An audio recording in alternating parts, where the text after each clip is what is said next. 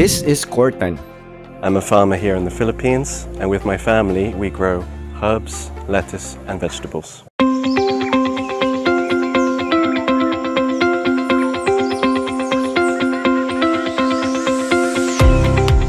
Corthan Birder, a native of England, son of a Filipina who hails from the Tortosa clan of Kawayan, south of Negros Occidental, and from a British father who happens to be a ship captain.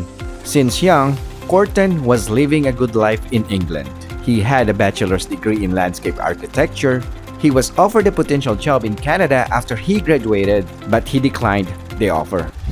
Most of our mentality will grab that opportunity because that chance of landing that job will left us from poverty. Makatagi na sa aton sang kaayuhan sa aton nga pamilya kag makatibawa sa aton sa kapigaduhon. But for my friend Corthan, he chose a different path. Instead, he went back to the Philippines to develop the farm. He started an integrated project for a 50-hectare farm and founded the place called the Divine Sanctuary. It's an organic farm. It is co-owned by his mother's side and members of the Tortosa family. Through this, he was able to help the local community by providing them with jobs and healthcare on the farm. The farm also contributes to food sustainability and food security in the province. It also promotes healthy living because Corthan and his mom believe health is wealth. You are what you eat. Let food be thy medicine. One of the things that surprised me is that Corthan started at the age of 22 and had the initiative and interest in doing farming. Ang una gid nga niya sini nga nagkaroon siya sang interest, sang gindala ko di siya 18 years old. Nagbakasyon kami, nagsaka kami sa amon nga farm for the first time. Nang didto nahambal niya na sa ako nga ma'am, one day I will come back to develop the place. So at the age of 18, I thought nga hindi gid siya serious sa iyang ginhambal sa ako, and I just said, oh, that's fine. And then a month before nag-graduate siya sa university, nagtawag kag naglisensya siya nga mabalik siya diri sa Pilipinas. Na-shock gid kami kay hindi gid namon niya hindi namon niya ang iya nga ginhambal sa akon at the age of 18. Daw abi ko ya anay iya lang to whim sa iyang edad. But gali gintuma niya gid ang iya nga ginhambal because ang husband ko is British. At first, he cannot accept. Kaya nga ako nung mapauli diri siya sa Pilipinas. So worried man kami sa iya, kaya siya lang di mapauli. But we cannot do anything. Kaya dito sa England at the age of 18, may desisyon na iya sila. Hindi mo sila kaya as a parent, you have to give them freedom na maka-decide. So I let him go. I told my husband, it's okay. Don't worry. By 6 months' time, he will come back. But he did.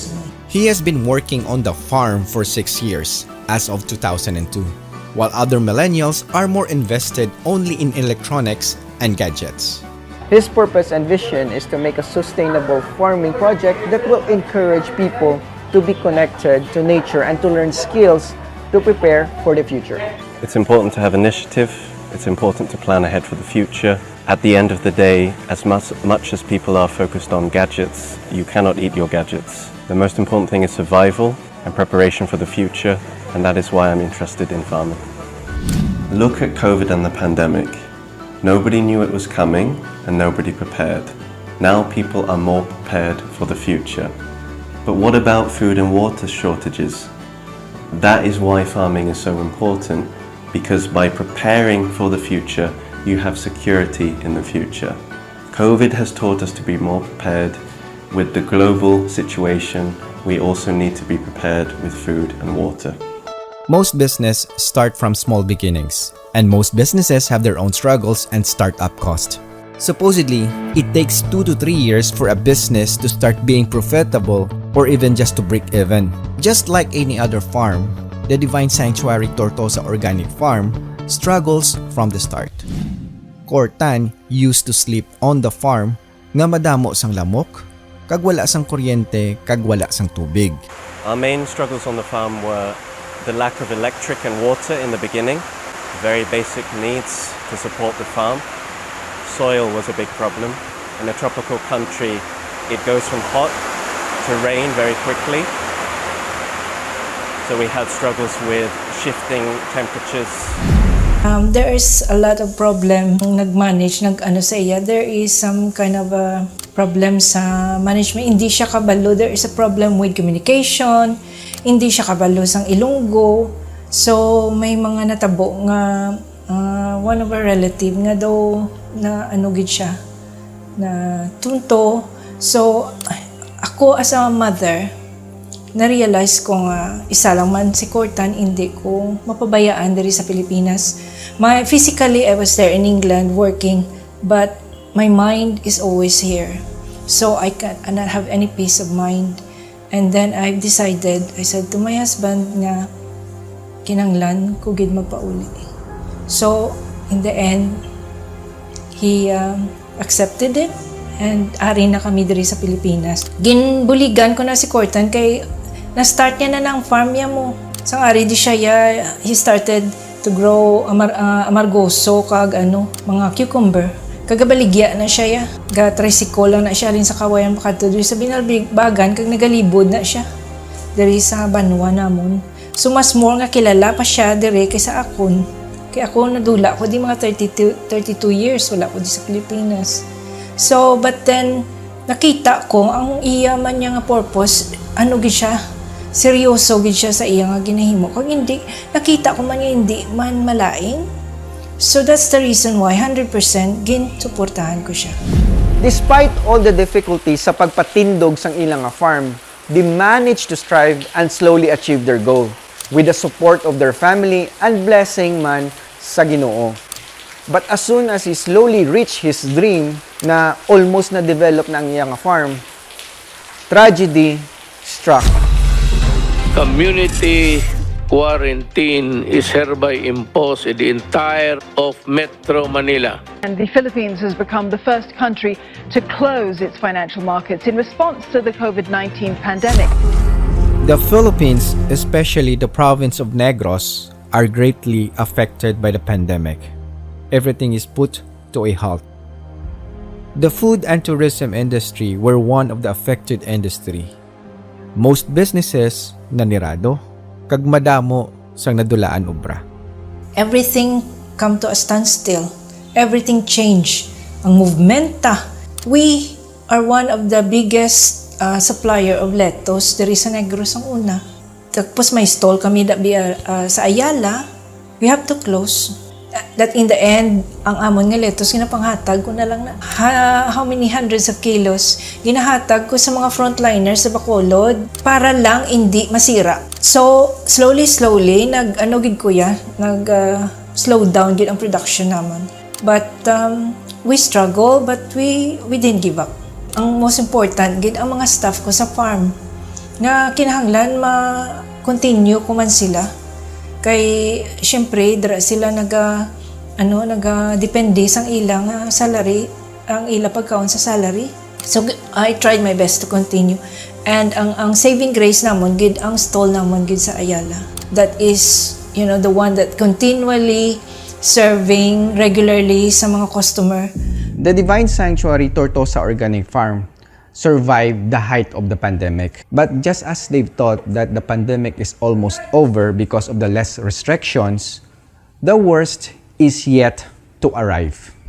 12 araw na lamang po bago magpasko, isang bagyo nagbabadyang manalasa sa bansa. Tatawagin itong Bagyong Odette. Ang Bagyong Odette. Bagyong Odette? Sa Bagyong Odette. Bagyong Odette. Ang Bagyong Odette? It's one of the strongest tropical storms to hit the Philippines this year. Several people have died with the death toll climbing. Kabangkalan City proper in Negros Occidental was submerged in floodwaters. Nung humupa ang bagyo, ito ang naiwan.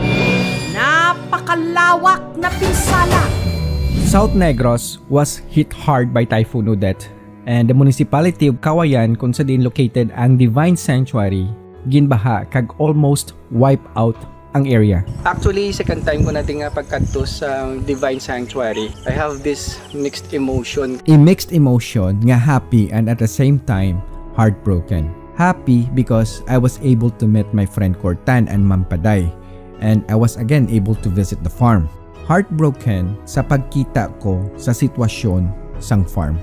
Kaysang pagkadto ko 4 years ago, almost 80% developed na ang farm. May mga greenhouse, vermihouse, kag may tiniran ang mga guest nga magabisita. For 4 years actually na-develop na ni Tani nga farm. But tungod sa bagyong Odette, look at the devastation. All the hard work and time sa pag-develop sang farm are all gone. Flatten out ang halos tanan nga mga structures, pati ang vermihouse. Kag halos tanan nga mga tanom nga lettuce nagkalaubos. All of his dreams and goals in making a sustainable farming project for food security in the province in just one tragic event are all washed up.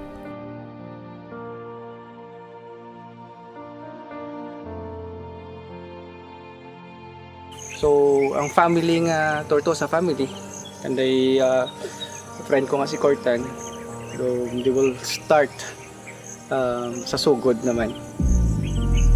The story of Divine Sanctuary Tortosa Organic Farm is not really about the autobiography of the owners of the farm. This story is to share what I have learned about the virtues and values that I believe it can bring motivation to your life.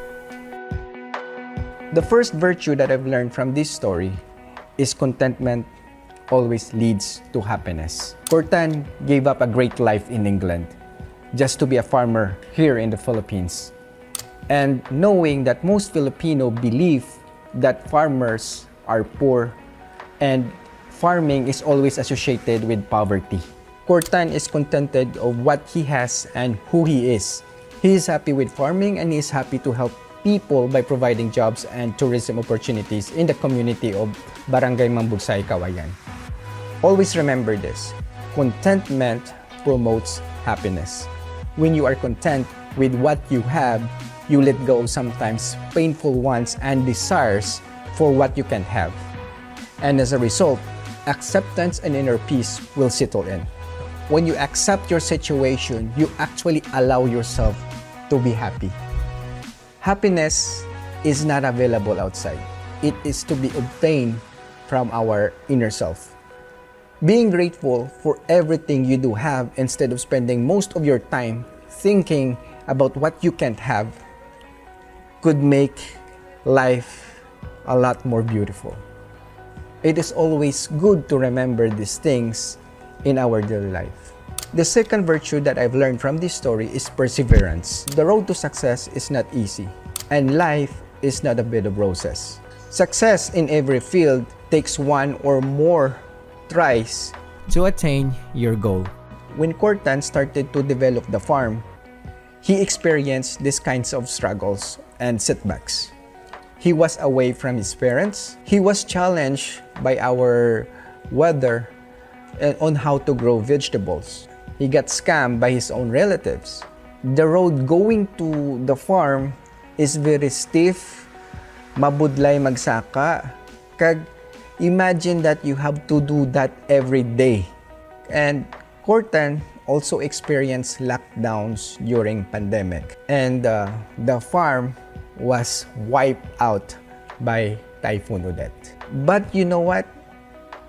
They still continue to persevere. It's not easy, I tell you. You have to be very strong. You have to have that deep dedication. God will be there for you, but you have to work. You cannot just sit down. You need to do it for yourself. Ang imo nga intention is not for making money, no. Is to help others. Amo ginadapat ang imo nga purpose. Nga matagaan mo sang bulig, ang imo isigataw. Despite what happened with the debt, the thing that cannot be taken away from us is our courage and our spirit and our hope moving forward. That even though the project was damaged, we still have the community that we built. The purpose of the project was to help people, and we worked with the local farmers and the local communities. It is the people that we helped who helped us. They helped us to rebuild the farm slowly, and the network that we created was still there. We are still selling in Ayala, in Bacolod, in Fiesta Market, Tortosa Organic Farm, and we are still also selling to restaurants and hotels, and we are also selling to Pure Gold in Cabancalan and other places. Because we had helped people for so long, the good karma came back to us unexpectedly. And it came in a full circle that we helped them, and in our time of need they helped us. And the most important thing is to help each other, because many people had way worse than us in the typhoon.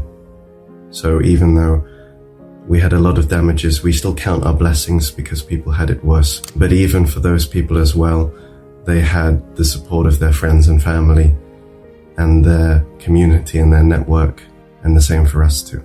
So despite everything that happened, the most important thing is to push forward, because whether it is a relationship or a project, it can be rebuilt again. And the most important relationship is with that. I see the constellations. They remind me that this life cannot be lost forever. Every situation in life is temporary. So when life is good, make sure you will receive it fully. And when life is not so good, always remember that nothing lasts forever. Better days are on the way. This was the quote from Ginny Yang, which means nothing in life is permanent. Kung ara ka sa idalom, it doesn't mean nga forever ka na lang nga ara sa idalom. You have to work hard for it to get back to the top and remain faithful to Him. The Tortosa family, my friend Corthan, almost completed the project and was one of the largest producer of lettuce in the province. Kaglapit na nila malabot ang ila goal. But God tested their faith. God took out the farm by typhoon Odette. And I believe that was the biggest ordeal that the family had to face. As someone said, the acid of grief tests the coin of belief. Meaning, when some hardships in your life, your faith will put to the test. God tested their faith to know if it's genuine. Ma'am Paday and Corthan did not lose their faith. They remained faithful to Him. And what had happened has its purpose. If we patiently trust in God's plan and discover how to use adversity to become stronger, the struggle of this life will ultimately lead to joy.